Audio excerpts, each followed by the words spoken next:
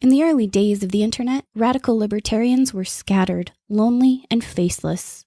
Without direction, they resigned to scour the web, sifting through content providers in a wasteland plagued by YouTube demonetization, Facebook jail, and covert internet censorship. But then, in 2017, the Libertarian Union was formed.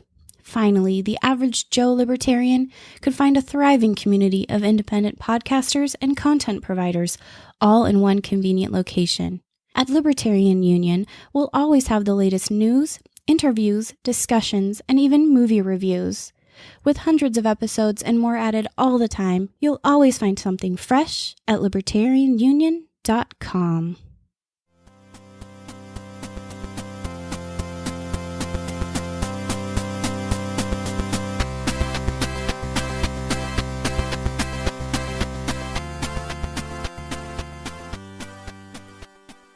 Hey everyone, it's Daniel and Robert, the Last Nighters, and we are going to entertain you, if that's not why you are here, on episode 31 of the show. You can find the show notes and more at lastnighters.com/31.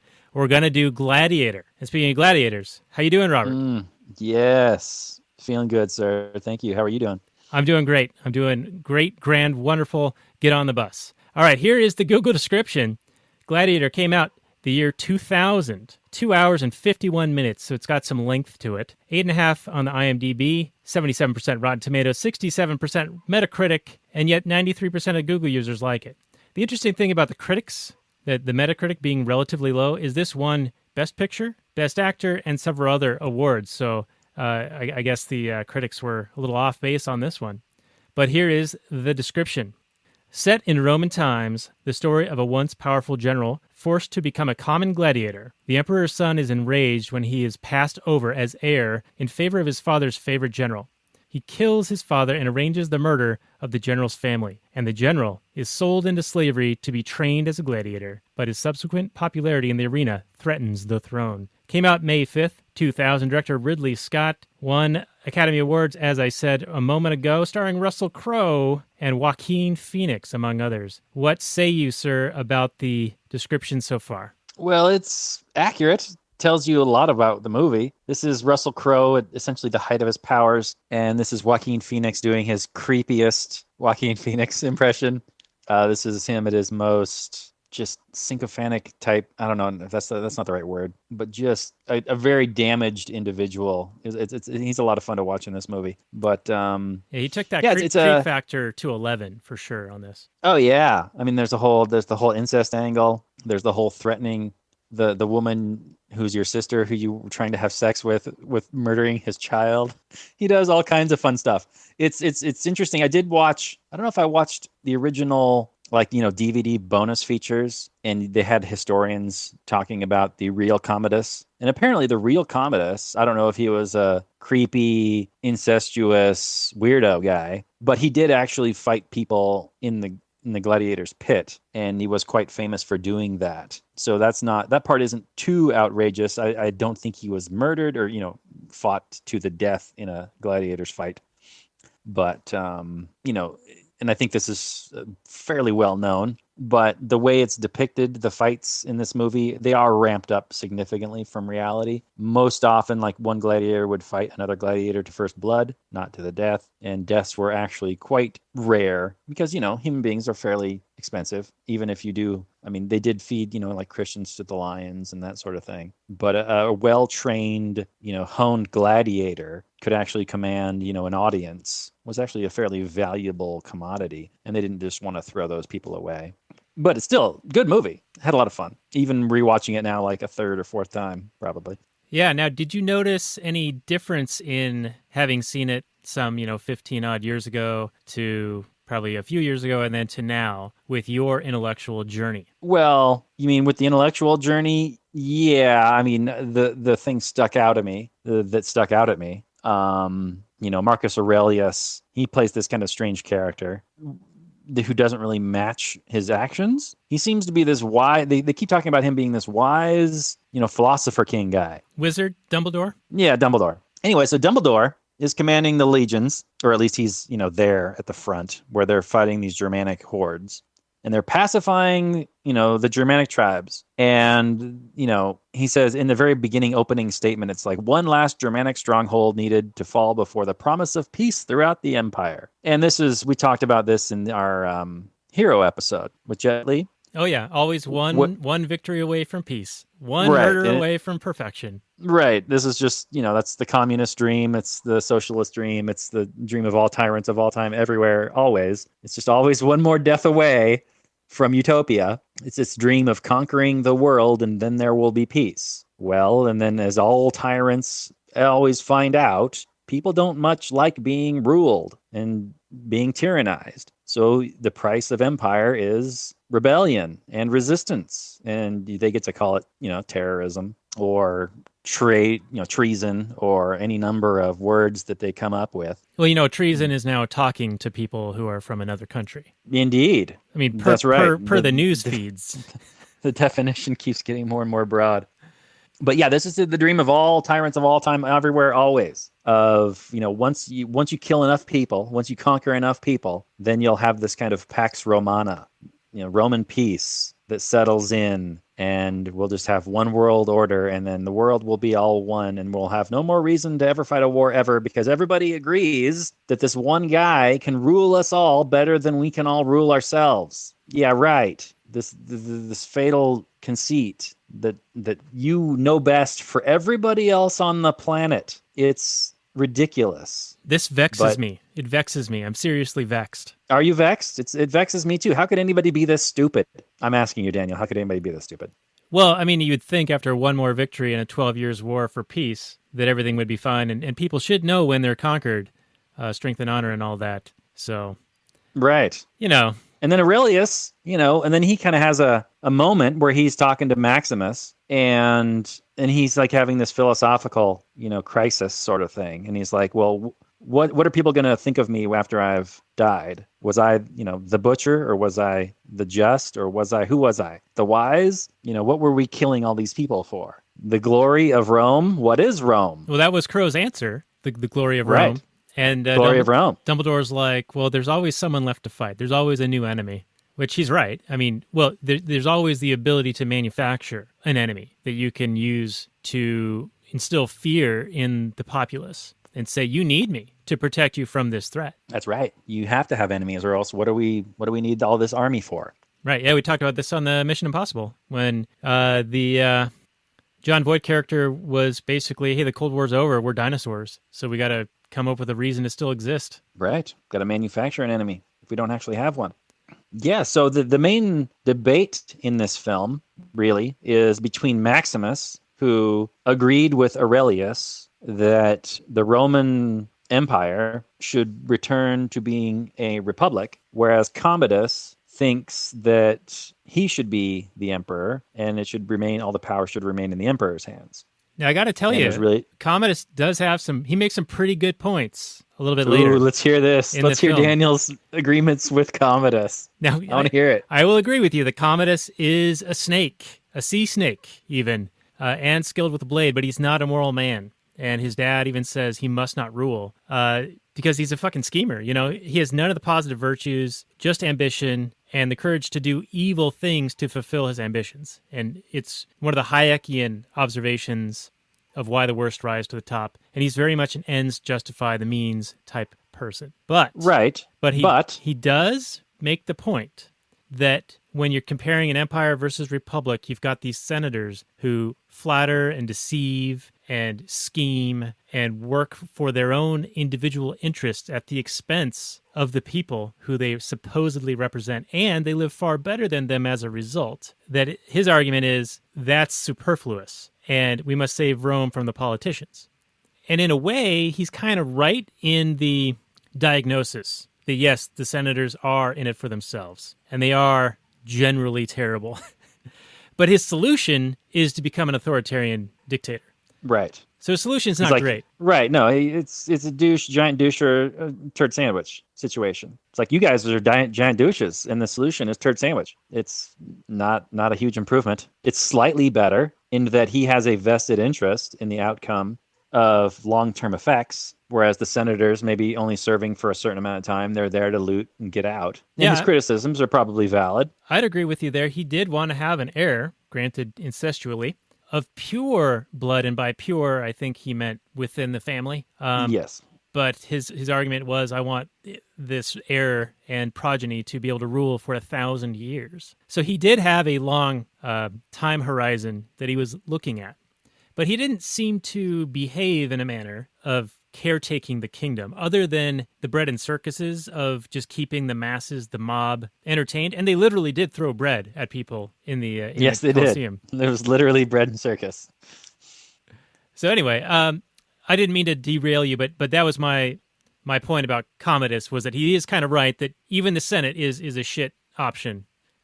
But his solution's not any better. It's two shitty people pointing at each other, calling each other shitty. I mean, it's not like anyone's in the right. I mean, they're right, but they're not in the right. Let's talk about Dumbledore and wanting it to be Maximus, who would be the steward of power until the people were ready to have power restored unto them, or whatever it was he said. By some weird, representation type arrangement, the Republic, right? So there's really no true representation.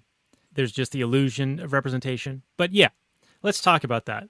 Why? Well, because he is looking for somebody who doesn't want the power. He appoints Maximus, and Maximus is like, oh, hell no. That's the last thing I want. I want to go home. You need to reward me for slaughtering all these German people by letting me go home. And Marcus Aurelius is like, nah, gotcha, bitch. You're going to be the ruler because you don't want it. And that's what it must be. It takes somebody who doesn't want the power to wield it to be a good ruler. And I would argue that doesn't matter if the person wielding the power is moral or not. Aurelius's argument seems to be that Commodus would be a bad ruler because he's immoral, whereas Maximus would be a good ruler because he's moral. He fails to see the act of ruling at all is immoral, regardless of the nature of the ruler. He seems to think, which deservedly so, I mean, here you're not going to get an emperor who says, my position is invalid and immoral. But he's a firm believer in the justness of, the emperor class. Thinks it's a perfectly legitimate position to have, and you just need the right guy sitting in the chair, and then everything's going to be cool. Well, what's his plan? And I would say, good luck with that, dude. All of human history says otherwise. All right. At my signal, unleash hell. But he wasn't saying to dissolve the emperorship, right? He was just saying to basically have an arrangement similar to the British arrangement of present times, where the royal family is just more of a showpiece, and the parliament is really the one making the laws and enforcing the laws and with the boot on the neck. Really? You think that? Maybe. I was thinking more along the lines of Maximus would have the power until he could transfer it to the Senate, and then that would be it. Then he could leave and go home. So that would abdicate and remove the entire notion of having an emperor? Yeah, well, it didn't exist before Caesar. Before Caesar, it was a republic, and then Caesar declared himself Caesar, and then they had an emperor. Okay. So he's talking about going back to being a republic and just dissolving the class of emperor. All right. Well noted, and I think that your criticisms are correct, though the definitions or the definition of it, and I don't mean like dictionary definition, but I mean like the nuances, the differences. There are degrees of goodness and badness, and there are preferences. I would rather live under if I'm going to have a ruler, I'd rather they be moral rather than immoral. You'd rather have a goody two-shoes, a busybody who's trying to do good? Versus a brutal dictator? Isn't there a quote from somebody who's like, the worst offenses are the goody two-shoes moral busybodies who go around trying to control everybody's life because they think they're doing good? Right. But just because somebody's moral doesn't mean they're going to go around being a busybody. Are you talking like you're thinking Maximus is like a Ron Paul type? There you go. There you go. There's no way Maximus is the Ron Paul. Maximus believes in the Republic, in the glory of Rome, slaughtering German people for the glory of an idea as a shining beacon to the rest of the world. He believes in empire as a matter of course because you're doing people a favor by slaughtering them. Strength and honor. Right. All right, so let's talk a bit more about the dynamic between Aurelius, Dumbledore, and Commodus, Joaquin, because it seems as if the father was a terrible father to Commodus, and it really caused a rift in their relationship. and some psychological trauma and damage. Now, I'm not excusing Commodus's behavior, but what I'm saying is that his father did him no favors in withholding like affection and approval and in like teaching him how to be a better man, a better person. I feel like Aurelius was derelict in his duty to his own family. And I'd also add that he was. I like let me just this. say, Hold on. Let me just say, you're right. I mean, he was absent. He was at the front fighting wars during Commodus's formative years. Right. Right. Okay, so go ahead. I'm going to put my David Spade hat on for a moment because I am growing my hair out and I almost have a mullet and I'm going to be Joe Dirt for Halloween. But it's not almost, folks. It's pretty much there. It's not almost. It's great. But I will say this. Back when Spade was on SNL doing his movie reviews, and he said, I liked it better the first time when it was called X. So this movie, I liked better the first time when it was called Billy Madison. Are you kidding me? The same dynamic Commodus is almost at is play. Billy Madison. There's no scene in Gladiator where they're sitting around a pool and they're like, what time is it? And he says, October. What day is it? Nudie Magazine Day. Yeah, October. But yeah. But the dynamic of the father being spoiling the kid but not having an appropriate amount of attention paid to the kid is what I'm keying in on here. Okay. The absentee father. Right, because he wanted his father's attention and his affection, and the only way to get attention was to behave like a dickbag and get negative attention. And this was a difficult scene because as he's saying this to his dad, he's like, your fault as a son is my failure as a father. And then Commodus snuffs him out.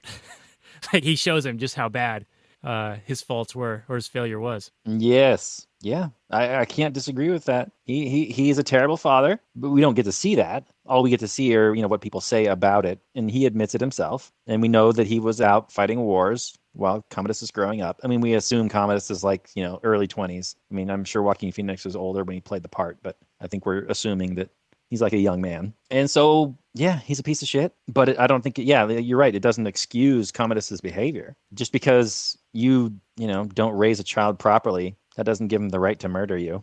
I will agree. Circle gets the square on that one. Okay. All right. Good. Here we are just agreeing with each other. That's what we do here on the show.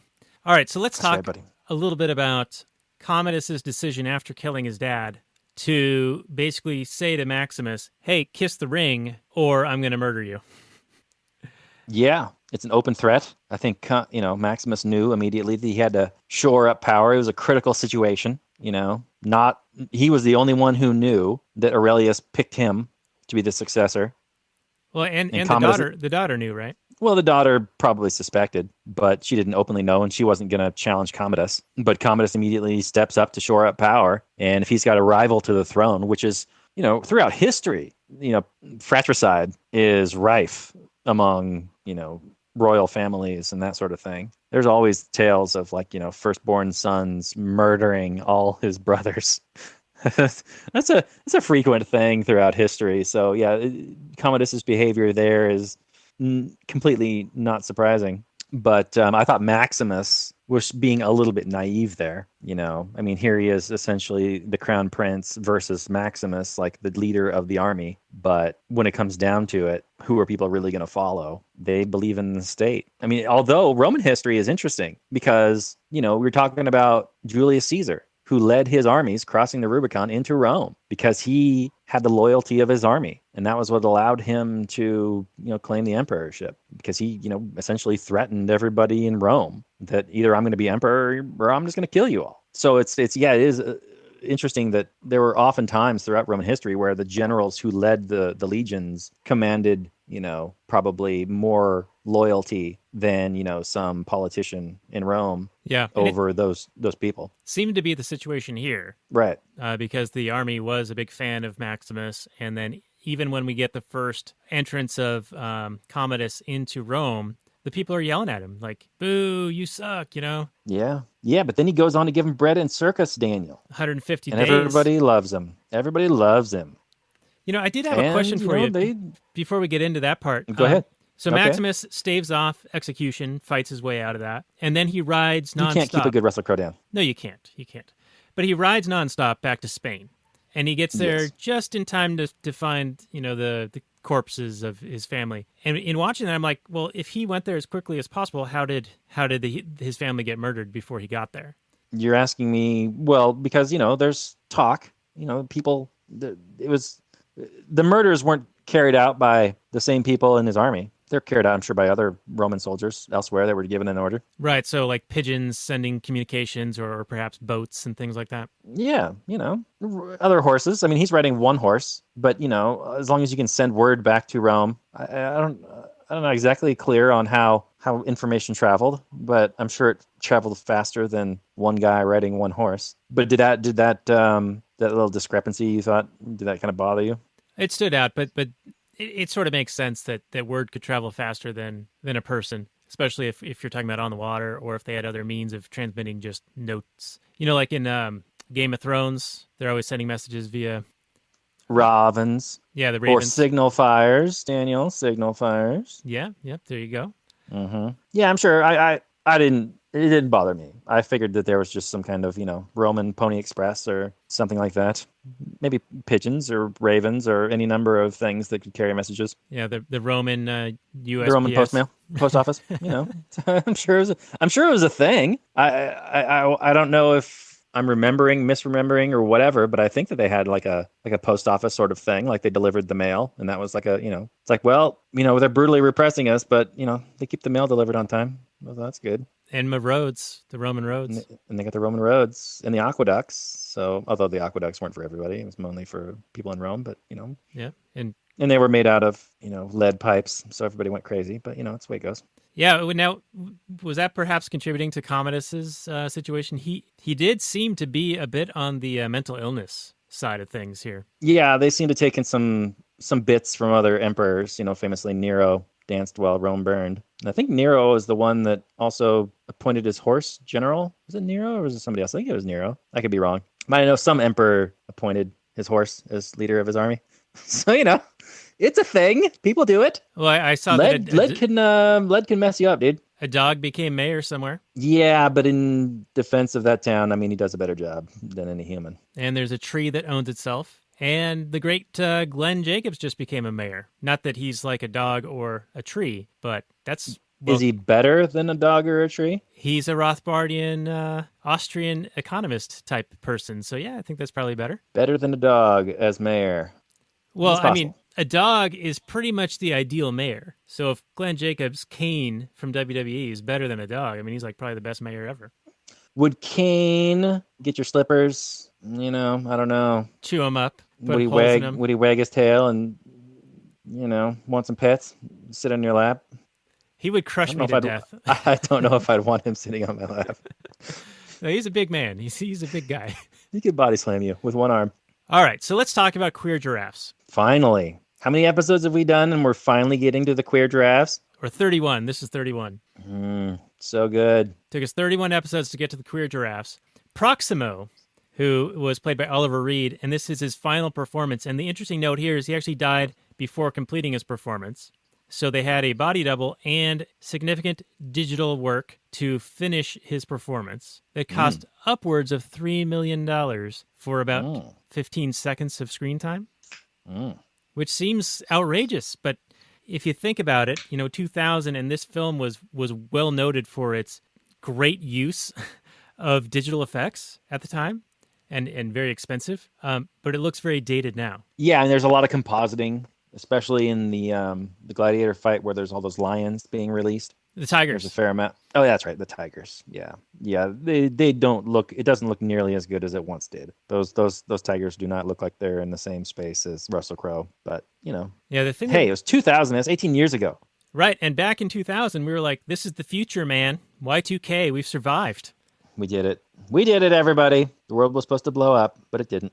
Yeah, but it seemed at the time that technology was fairly well advanced. But looking back, so Daniel, very you're in the very basic. Yeah, it is. It's fairly basic now, and hopefully the technology today will look basic to the eyes of 18 years from now. Because I'm all about progress, Daniel. Capitalism, baby. Incentives. Anyway, so you're in the market for some giraffes, right? And yeah, I've got some. I've got some giraffes. Do you want to buy these giraffes of your own free will, your own accord? You're making the free decision to buy these giraffes. You can inspect them all on your own, and then you decide whether you want to buy them or not. I'm just offering them up for sale. So I don't want to hear about it when you buy them, and a couple months later, you grab me by the balls and say that I sold you queer giraffes, all right? All right, so my rebuttal to that, you make a fair point. But if Good. you, the seller, misrepresented the giraffes as male and female for mating purposes, and I Whoa, whoa, whoa. want them for mating, Whoa. and you say, What are you yep, talking about? I got a male and a female here, I'm selling to you. Yeah. If you But that wasn't what fraudulently... your complaint was. That wasn't your complaint. You're free to inspect their sex organs. And that wasn't even Proximo's complaint. His complaint was that they are queer giraffes. Yeah, he said that they won't mate, Right. which seems odd to say that they would be queer with no mating. Okay, let me rephrase this a little bit. My understanding is that they would still perform similar behaviors for gratification, not for mating purposes. Do you see what Okay, here's how I understand the situation. Sorry to interrupt you, but I'm not sorry.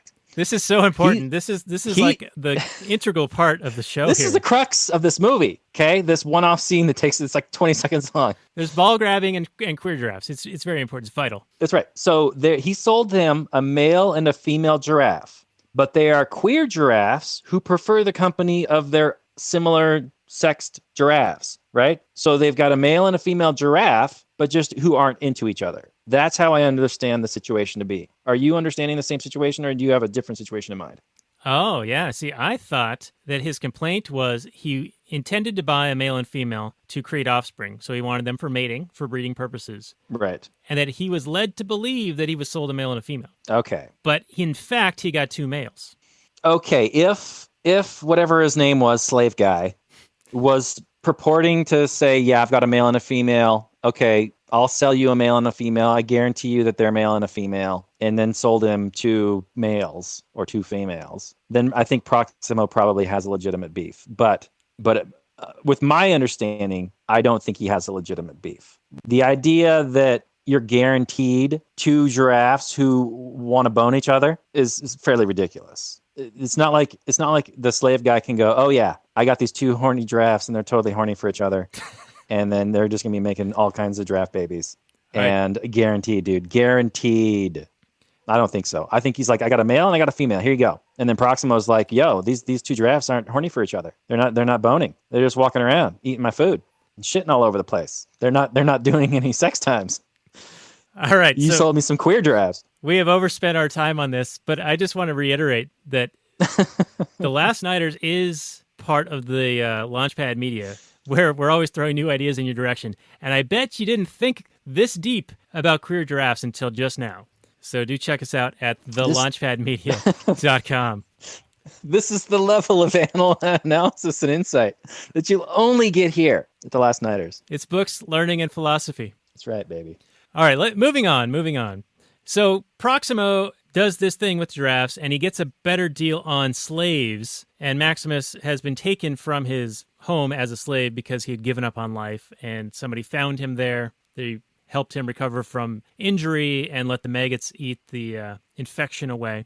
And then they trained him to be a gladiator. Man, I love capitalism. When I saw that maggot arm thing, I was like, I know it seems barbaric these days with what they do if you're listening to this in the future, but just think of the advancements in technology that we've had due to the proper incentives to not have to put maggots on your arm. Now, is that similar to bleeding with leeches, or is sort of a different thing? Because there was obviously an infection as a result of this injury that had gone untreated and uncleaned, so it was festering, and the maggots were eating away the rotted flesh, yeah? Yeah, I think that's what they do. I think it's a better solution than the leeches, which is when they would believe that you just had a case of bad blood. Like when people went crazy or they were depressed or, any number of like mental anguishes, they would bleed you because they thought that you had, bad blood, which is like the most ambiguous term of all time. Now, was Roman also the four humors, like the bile and the blood and two others that they needed to be in that was harmony? started in the Greeks, right? So I think that, the Romans took a lot from the Greeks and we're not a whole lot removed from them. So they probably did. All right. Well, that works for me. All right. So we're actually running a little bit low on time already, and I have so much more to talk about. Okay, let's do this rapid fire style. All right, so a little bit more about Commodus and the Senate, like the two shit burger options between the ruling methods. Mm-hmm. So the Senate says they are the people and selected from the people and speak for the people. And as I said earlier, Commodus correctly calls them out on eating better than the people and having better mistresses and basically living off the fat of the system, exploiting people. And he argues back that he will treat the people with love, and he's their father. and they are his children. And an empire needs an emperor. And he won't dissolve the Senate just yet because he needs to leave the people with their illusions. And then he gets the idea of the games because people love victories and war and the greatness of Rome, and the greatness of a vision. That reminded me of Obama's campaign back in 2008. Hope and change, the greatness of the vision. Sure. I think this is the classic case of the tyrants using those, immutable desires of human beings to be part of a greater thing, to be part of something good, to believe in, that this tribe is really good and strong, and, all those positive kind of tribalistic type of things, and just exploiting them for their own purposes. Yeah, so he's got the 150 days of games to honor the guy who shut down the games. So that's kind of weird. But anyway, go ahead. No, that's right. And now, ultimately, it's all his actions are completely self-serving. I mean, he was throwing those games. I mean, yeah, those people were entertained at the expense of these people who, they were murdering, because these people are not fighting voluntarily. These people are all being forced to kill each other. And he's just reaping the benefits, of the opinion polls and the whatnots. Because ultimately, it's like, rulers realize how precarious their situation is. Hopefully, that they are vastly outnumbered to the number of people who they rule over and they tyrannize. And that at any time, the mob can turn against you. And Rome is the mob. And Rome is the mob. Yeah, and as we discussed on the Hunger Games, our last episode, the act of defiance of them taking the poison in the first movie, or saying they were going to take the poison, was an act of defiance to Snow. And we talked about the fragility of how that one act could spur a revolution. Similar here in Gladiator, where Russell Crowe, he denies the high five initially, and that's what gets his family killed. Right. Leaves him hanging, and thus Commodus leaves his family hanging. Ooh, bad joke. Ouch. Too soon. Painful. Too soon, Daniel. 2,000 years. Too soon. Still too soon. But and then he spites him with killing the retired, or not killing the retired gladiator who he defeats in the tiger fight, the Tigress of Gaul, where right, he defies the emperor, and he becomes more popular than Commodus, and all the kids want to be him. Right, and that's another reflection of how an act of defiance can create a more tenuous situation for the supreme leader. Right, someone's not going according to script. You go off script, we gotta cut you out, and that's constantly seen throughout human history. When someone doesn't play along, they they often end up at the end of an assassin's bullet. But Maximus is a true believer, and he's willing to die. I mean, the whole movie, he's just got one more person to kill. And if I'm him, I'm with him 100%. I know Commodus didn't actually physically kill my family himself. He ordered some other people to do it, and those other people bear moral culpability. But if I'm Maximus, I'm killing Commodus. What are you doing? Are you killing him? Oh, most definitely. Okay. And good. Speaking of the moral culpability on the part of the people carrying out the actions, not questioning the orders, just doing my job, ma'am, just following Just orders. doing your job. Nuremberg defense, baby. That also applies to, after this merciful act, not killing the Tigress of Gaul, Caesar comes down, has the Roman guard around Maximus, and says, shit to goad Maximus into attacking him. It's like, your son squealed, your wife moaned when we ravaged her. And Commodus is there admitting, like in 3 Billboards, where the guy's at the bar talking about all the shit he did, murdering and raping. There's all these guys standing around hearing him admit to doing these horrific acts, and yet they still do their jobs. It's like, it's not even under a veil of service or nationalism or pride or anything like that. I mean, he's literally saying, I murdered your son. I ordered your, wife raped and murdered. And these guys are all just sitting there. Oh, okay. Oh, is that what we're doing now? Oh, okay. Yeah, I'm down. No problem. Yeah, so I mean, it's so obvious and such an admission of the evil. I don't know how they can continue to delude themselves to keep serving him. Yeah, I don't know what they tell you. They tell themselves to sleep at night, that they're good people doing good things. Probably something about patriotism and nationalism and the glory of Rome and how good, how amazing Rome is and how important it is for the rest of the world as a shining beacon of hope. Probably something along those lines. But hope sometimes requires women to get raped and murdered. I guess that's what it takes, and children to be murdered. Just a couple dead kids, whatever. I don't know. You tell me, buddy. Am I not merciful, Robert? Am I not merciful? Yeah, as long as you're gonna murder your sister's son, right? Wasn't that the threat? if she so much as looks at him in a displeasing manner that displeases him. Yeah. Now, did that in the story, like that whole interaction of threatening the son, that was her squealing on the plan, right? Of Yes. releasing Commodus and leading the army back in. Releasing Maximus, yeah. Yeah, that was her squealing because, he threatened the son. And she was just being a mama and protecting her child. And, if Maximus has to die, Maximus has got to die. I'm sorry, I'm picking my son every time. And I can't really blame her. Yeah, it is a tough choice, though, because she subjects herself to, and others, to untold horrors going forward as a result of this decision. Right. And absolutely, yeah. She might not know this at the time of making this decision, but Commodus says to her, if you try to be a hero or displease me in any way, I'll kill you, or kill your son. And if you kill yourself, I'll kill your son. Yeah. That's pretty rough. Right. And which is really just a way of saying, okay, do your best job to assassinate me because I'm just a complete horrific piece of shit that you would never in a million years want to live with. I mean, if I'm her at that point, I'm just plotting out every assassination plan I could possibly do. Because why would you ever think that it would be okay to live with a person like that? If someone came up to me and told me that, I would feel completely justified in murdering him any way I could. Threatening to murder my child if I kill myself, or if I even look at him wrong. And don't pleasure him, right? Because that was the insinuation. Oh, yeah. And then she also has to give him children, have sex with a guy, this insane brother of hers. It's a dream, a frightful dream, life is. I would be plotting his murder 1,000 times over. I'd be looking for allies, or I'd just do it myself. Poison, I'd be getting it. I'd be setting traps around the palace. I'd be doing everything I could do. Take him out. But, in real history, crazy people lived for quite a while. People didn't just kill him.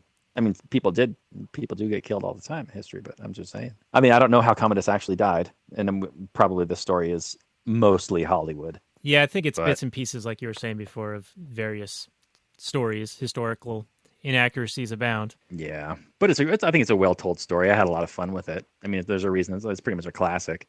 The visual effects don't quite hold up, but the acting is all really good. Yeah, and there's an interesting note about the acting in that, similar to many of the movies we've talked about recently, they didn't have the script fully vetted out or written down.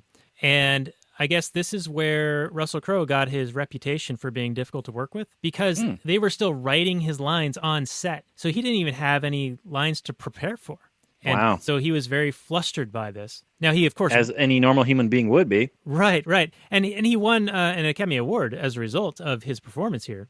But it's just interesting that a huge production like this goes this far to where they're writing the lines on set the day of to record them. Yeah, it's just amazing. I mean, I realize some filmmaking is flying by the seat of your pants because there's a lot of rewrites that happen, and there are a lot of producers that come on. You run out of money and you bring in another producer, and then that new producer has ideas, and so then you have to make changes. And I can imagine there being some rewrites, but if you're coming up with dialogue on the spot, day of, on a repeated basis throughout the shooting, that's got to be aggravating. Because as an actor, you definitely need time to rehearse and prepare, and that's you need time for ideas to germinate in your brain. You can workshop a scene with other actors, and you can do the same scene 10 times, 20 times, and they'll all be different. Every single time you do that scene, it'll be different because you'll think of a different thing to do. You'll come up with a new flourish of movement, or maybe you'll stand up dramatically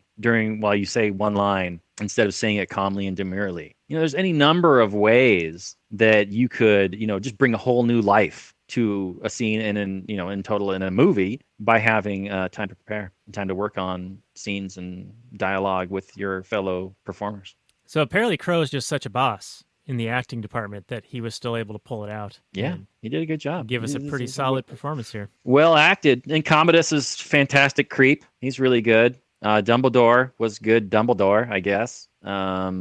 Yeah, the lady didn't have as much to do, but she still did a good job. The senators were, kind of smarmy politician types. But there weren't that many actors, main actor guys in the movie. It's really kind of a small cast with a ton of, extras. Yeah, for a sweeping epic, there's probably only, a dozen or so people with lines, really. Yeah, really.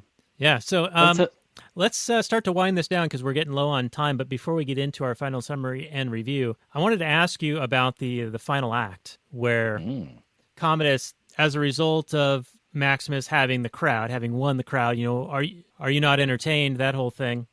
He knew that the only way to kill Maximus was to have it be a public display of them dueling or fighting each other.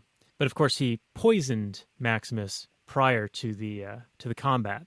So a bit of a cheat there, and Maximus is like stumbling around, and yet is still able to kill Commodus and fulfill his desires, his destiny. Indeed. I felt like you were going to ask a question there. Well, okay, here is the question. Do you think that maybe he fought him a bit too soon if he'd waited just another 5 minutes? Give it time, Commodus. Wait for that poison to work its way into the veins.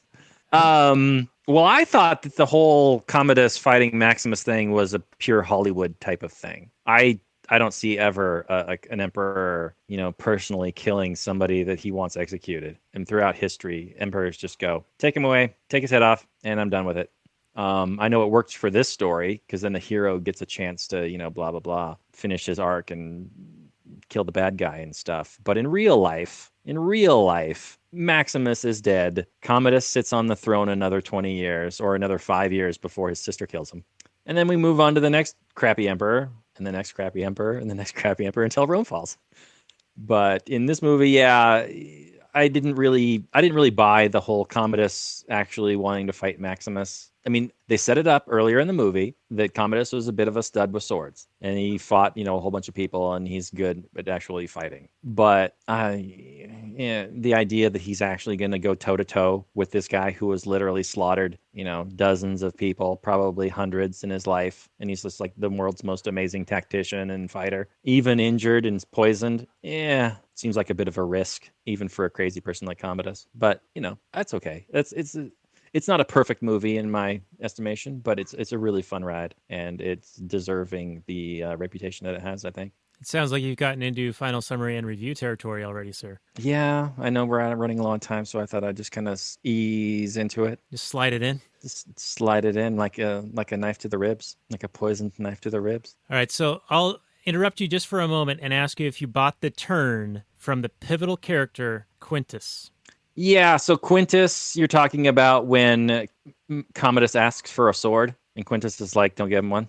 Right, yeah, he orders the men to not give him a sword. Meanwhile, every other instance of Quintus prior in the film is just following orders. Yeah, he's total lapdog the rest of the time. And then all of a sudden, at this pivotal moment, he decides to, he doesn't want Commodus to win?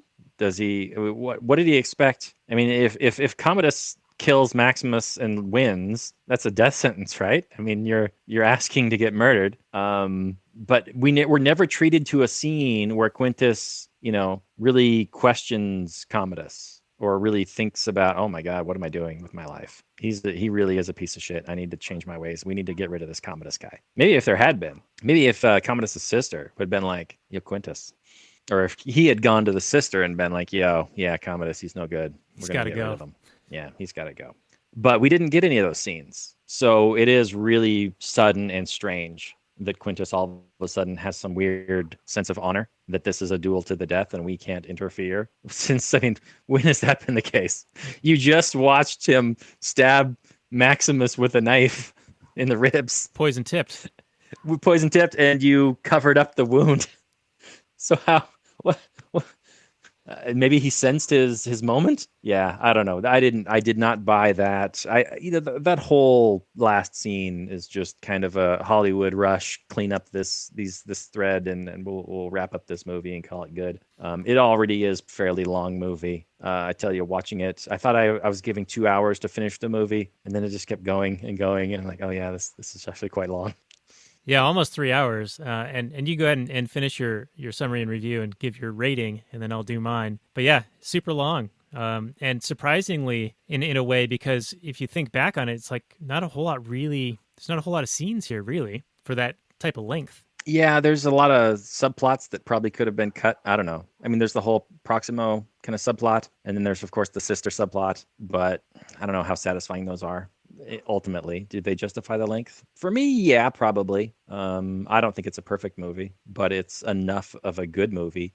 This is back at the time when Russell Crowe was really at the height of his powers. I don't know if Master and Commander came out after this or Yeah, slightly before after. it. Was it after? Yeah, this was his big But break. this is him like really stepping into the reins of world's greatest actor and making all kinds of money. And good for him, because I really did enjoy his acting. I think he's really strong. I don't know if he's got the most range, but he does do some comedy. I don't know if we've ever talked about, I think, The Nice Guys. That was really good. That was only a couple of years ago. But yeah, so I typically enjoy Russell Crowe as an actor, and yeah, I think he's really strong in this. And Joaquin Phoenix is fantastic. You can't help but hate the guy and just think he's such a creep. I mean, you can't watch this movie and not feel physically revulsed by Commodus. Everything he does, and yet it's fairly believable. I mean, he's not just evil for evil's sake. He's a damaged human being who was never taught to be a good human being, and he's a product of his environment for the most part. And then he's probably also crazy with the whole lead poisoning. Who knows? But he does a great job, and it's amazing that the script is as good as it is, and that the story is as cohesive as it is for being worked on up to the last minute. So for my final number, I'm going to give Gladiator, starring Russell Crowe. 8.2. Really good. Really, really good movie. Not perfect, but highly recommended. You are merciful. I am. Am I not? All right, so on my signal, I'm going to unleash hell. This movie did not age very well. I agree with you that the performances are strong, and Joaquin Phoenix especially. I mean, you're right. Loathsome is the right term for that guy. And it's also, Russell Crowe, very strong. But there was so much, like, kinetic action in the fighting scenes, like so close up. You can't really see anything about what's going on. And then there's all these, like, trippy, super fisheye, off-color, reversed shots that it just kind of felt messy and sloppy to me. And I feel really bad, criticizing Ridley Scott, who's like a great director. But it just didn't seem, the effect wasn't there for me. It aged very poorly. And you also add in the digital effects and the back lighting effect of Commodus overlooking Rome in the sunset. I mean, it just totally looks like worse than the Weather Girl level of blue screen, green screen effect. But overall, it's still an interesting and entertaining story. And I think that when I first saw it, back when it came out, 2000, 2001, that time period, I was probably more blown away by it.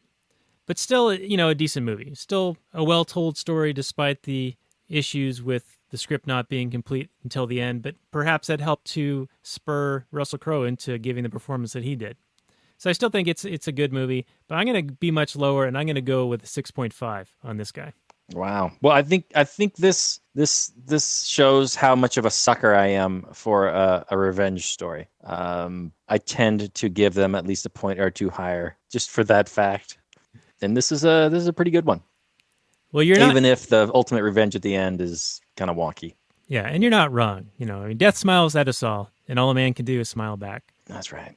But generally, pretty good. Generally. And I didn't mean to dog on the movie too much at the end there. It was entertaining. I was entertained. Good, yeah. I don't think you can watch this movie and not be entertained. It's a fairly human story, of a guy who just wants to go home and be with his family. I think so many people can identify with that. And then here's this asshole Commodus who, gets in the way of that and murders his family. Yeah. And so, yeah, go apeshit on his ass. I will say that the fighting isn't as impressive after watching 300 and the series Spartacus, where the fighting is far more gruesome and explicit, more visceral. Yeah, it's like you really feel it. I mean, they're showing severed shit happening. You see it a little bit here in Gladiator, like a guy's arm gets cut off and a guy's head gets cut off. But the action shots are so tight, and the sword swinging action is kind of, I don't know, rehearsal speed, if you will. I don't know. It just didn't.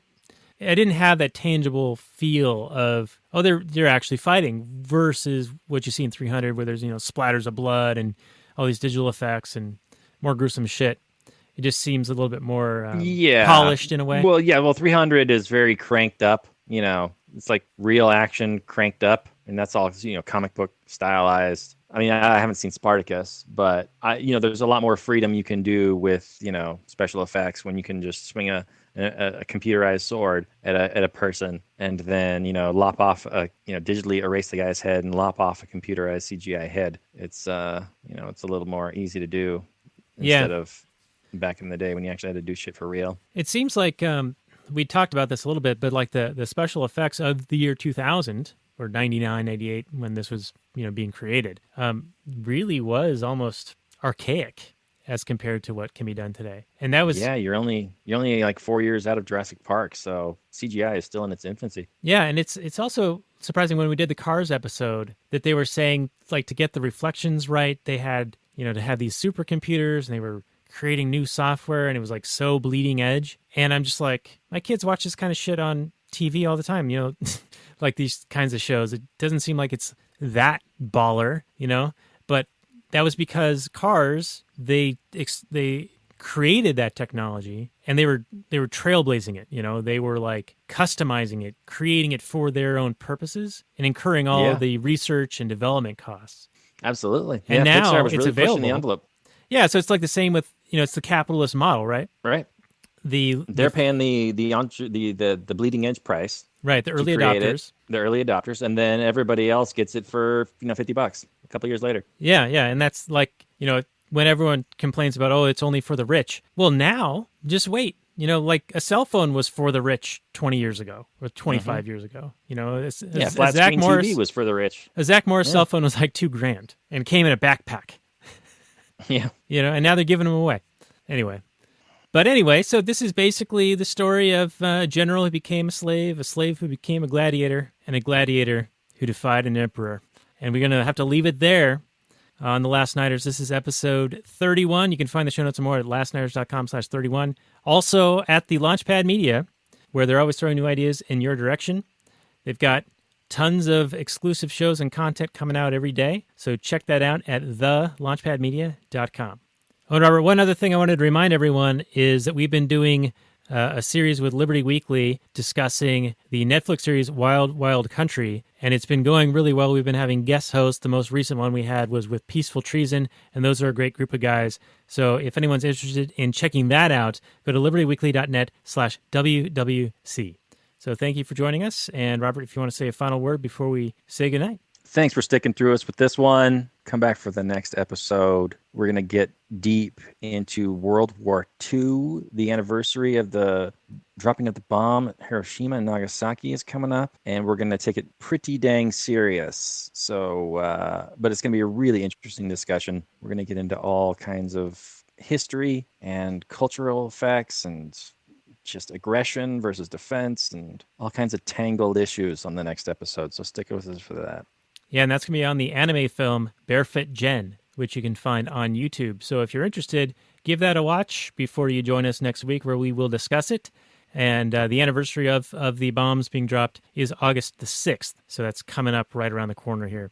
But we will be talking about it next week on The Last Nighters. So thank you guys again for joining us. And I'll say good night from last night.